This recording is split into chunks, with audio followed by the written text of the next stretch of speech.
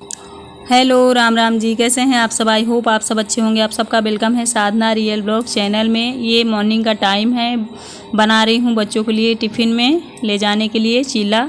इसमें मैंने डाल दिया है प्याज, आलू, टमाटर, ये सारी चीज़ें मैंने चॉप करके डाल दी हैं, बेसन, नमक, मसाले, अमचूर वगैरह। तो अब इसका मैं बनाऊँगी चीला, थोड़ा मोटा वाला। जब हम पतला चीला बनाते हैं ना, उसमें सब्जियां नहीं डालते हैं, लेकिन ये वाला चीला ना बच्चों को मेरे बहुत ज़्यादा पसंद है। बनाया करती थी अक्सर, बट ना जब सुबह बच्चे स्कूल जाते हैं इतनी जल्दी रहती है कि सुबह वाला मैं कभी भी रिकॉर्ड नहीं कर पाती हूँ। लेकिन आज मैंने सोचा थोड़ा सा मैं शूट कर लूँ, तो बस बच्चों को दे दूँगी, खा के और लेके चले जाएँगे।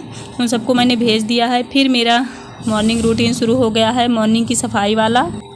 और ये बोरियां ऐसी रखी थी जैसे गेहूँ, कोई भी चीज़ जब खाली होती थी तो मैं यहीं फ़ोल्ड करके रख देती थी। लेकिन चूहे परेशान कर रहे हैं तो इनको यहाँ रख दे रही हूँ ऊपर। ऊपर ना चूहे कम जाते हैं, यहाँ बक्से के पास ज़्यादा उन्हें दिक्कत नहीं होती, मतलब ज़्यादा अच्छे से काटते हैं, क्योंकि बक्सा बगल में रखा है, इधर भी ये टप वगैरह रखा है तो स्पेस रहता है ना, तो चूहे वहाँ कम जाते हैं। जहाँ सकरी जगह रहती वहाँ वो लोग ज़्यादा आ जाते हैं और ज़्यादा खाते हैं।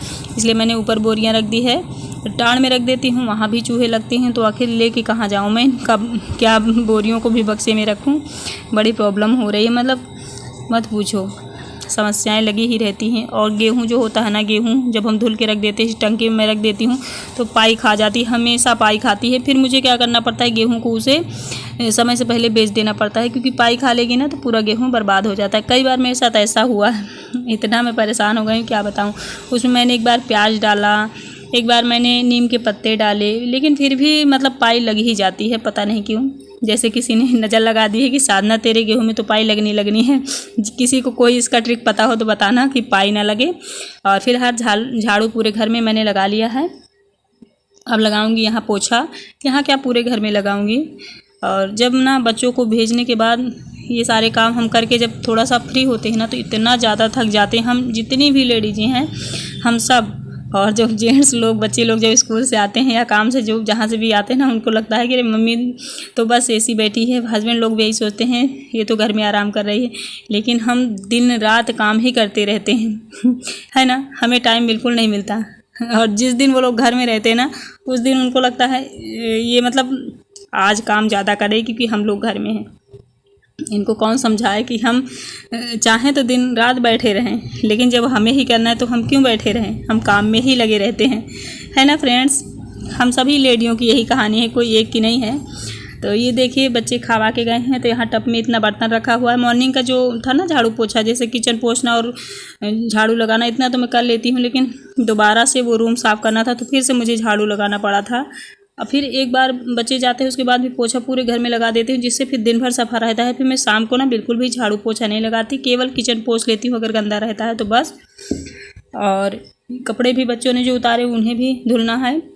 आज वेडनेसडे है तो आज निरमा से डिटर्जेंट से कपड़े धुल लूँगी, क्योंकि कल गुरुवार रहेगा तो गुरुवार को बिल्कुल भी मैं कपड़े नहीं धुलती, ना साबुन लगाती हूँ, इन सब चीज़ों से दूर ही रहती हूँ। जो भी नियम होते हैं जो हमारे अच्छे के लिए होते हैं उसे हमें हमेशा फॉलो करना चाहिए। हम कितने भी मॉडर्न बन जाए, कितने भी इंटेलिजेंट बन जाए, कितने भी समझदार बन जाएं, लेकिन हमेशा इतना ध्यान रखना चाहिए कि हम एक इंसान हैं और इस धरती में ही हैं, इस धरती में ही मिट्टी में ही मिलना है हमको। तो इतना हाई फाई होके कभी भी नहीं चलना चाहिए। इधर देखिए आंगन में काई लग गई है, तो यहाँ मैं डेली रोज रगड़ के साफ़ करती हूँ, लेकिन मेरे पास अभी ना ब्रश ख़राब हो गया है मेरा कपड़े वाला। तो ब्रश मंगाऊंगी तो अच्छे से इस आंगन को धुलूँगी, जिससे बच्चों को प्रॉब्लम ना हो, क्योंकि बच्चे ज़्यादातर ना भागते हुए जाते हैं। तो यहाँ भी सफाई करना बहुत ज़रूरी है फ्रेंड। और मेरे घर में अक्सर बारिश के मौसम में काई लग जाती है, क्योंकि ये एकदम से जो प्लास्टर होता है ना चिकना वाला, वो नहीं है, इसलिए काई ज़्यादा लगती है।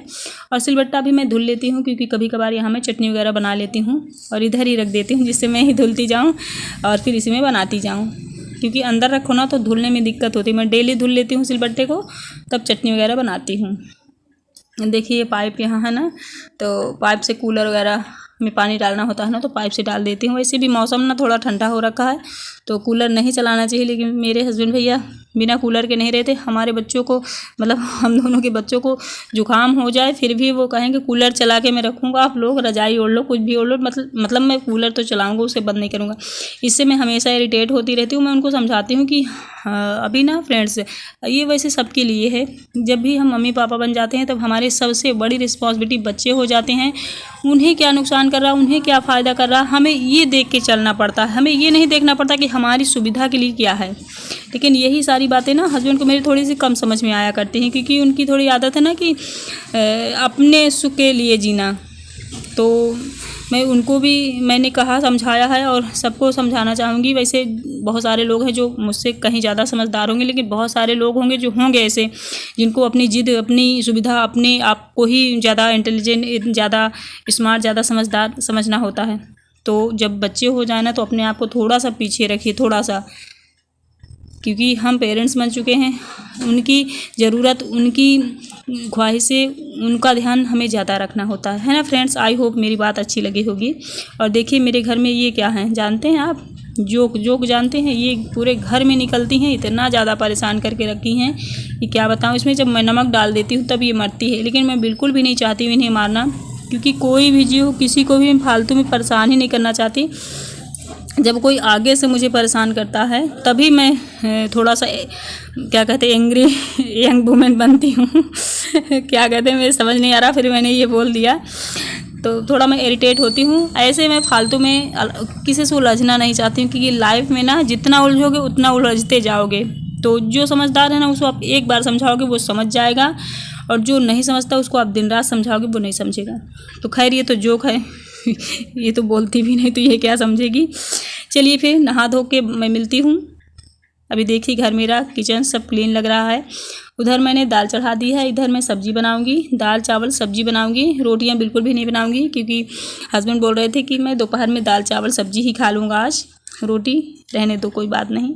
तो मैंने कहा चलो कभी तो समझ में आ गया कुछ बातें मेरी नहीं, इनका है ना कि अभी मैं व्रत हूँ, कुछ हूँ, तबीयत नहीं सही, इनसे ये सब चीज़ों से थोड़ा मतलब कम रहता है। उन्हें ये होता है मेरी जो सुविधाएं हैं, मेरा जो काम है वो परफेक्ट मेन टाइम पे होना चाहिए। आपको प्रॉब्लम है तो ये आपकी प्रॉब्लम है, ये इनका नेचर है। और तो हर सब कुछ मेरे हाथ रहता है, मैं सब कुछ करती हूँ, लेकिन इनका मेन जो नेचर है तो ऐसा है। ये कोई बुराई नहीं है, बहुत सारे लोग होंगे इस दुनिया में जेंट्स जो ऐसे होंगे, इसलिए ये बात मैं यहाँ पे कह रही हूँ। ये मेरे मेन हस्बैंड की बुराई नहीं, मेरी इन बातों से शायद जो हस्बैंड ऐसे होंगे उनको थोड़ा सा समझ में आएगा कि लेडियों पर भी ध्यान देना चाहिए। मैं उनको समझाती हूँ खैर, लेकिन समझाने से कभी भी कोई इंसान नहीं समझता जब तक उसे ठोकर नहीं लगती। जब ठोकर लग जाती है तो अच्छे से वो समझ जाता है या समझ जाती है, उसे समझाना बिल्कुल भी नहीं पड़ता।